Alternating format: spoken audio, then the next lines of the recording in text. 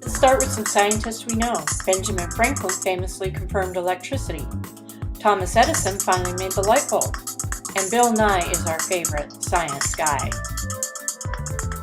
Then there is Hans Christian Ørsted, who discovered that an electric current always creates a magnetic field.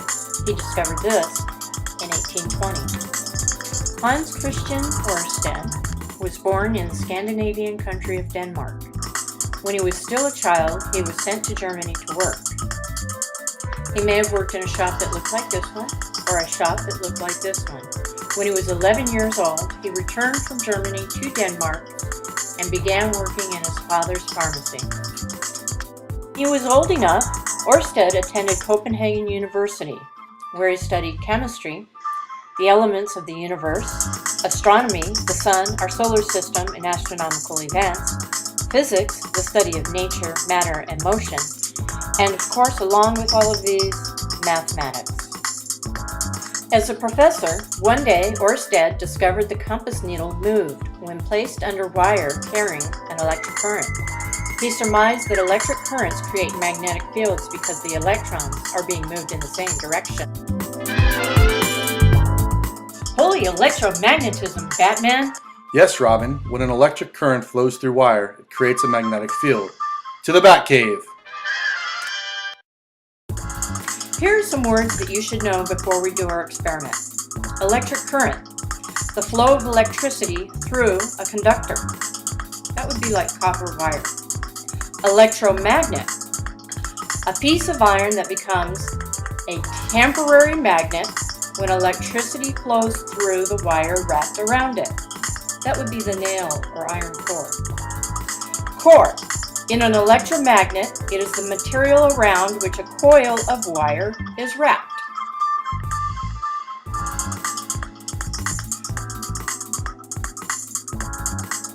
Coil. A wire wound around a central core. In our case, there will be a red wire coiled around a central iron core of a nail.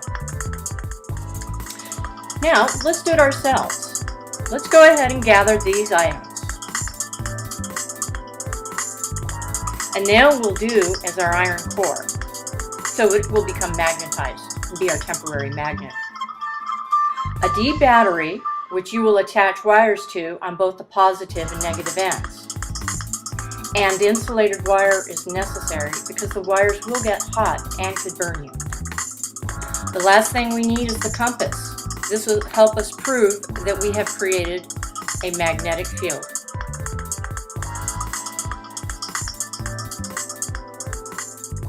Here we are. Take the wire and stretch it out. Then what you want to do is grab the nail and coil it around the nail in an even manner. But we can speed up this section now that you know what to do. But make sure that it's not jumbled up and that the coils are wound tightly. Now I'm going to place the compass in between the battery and coiled wire around the steel core. Watch the compass needle move as the red wires move inward and touch the battery on both sides. Now we'll move the compass under the wire and again observe how it moves. We have proven that a magnetic field exists in our electric current.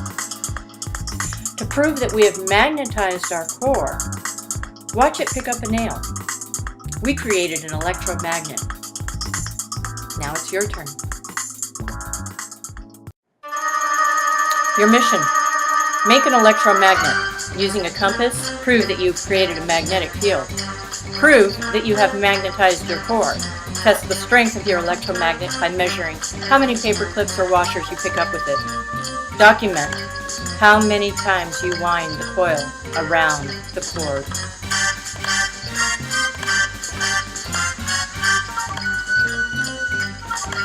We have provided some clues for you. Here's a drawing. Here's another one. Here is a sample of an electromagnet. And yet, again, one more sample. Good luck. We'll see you at the end.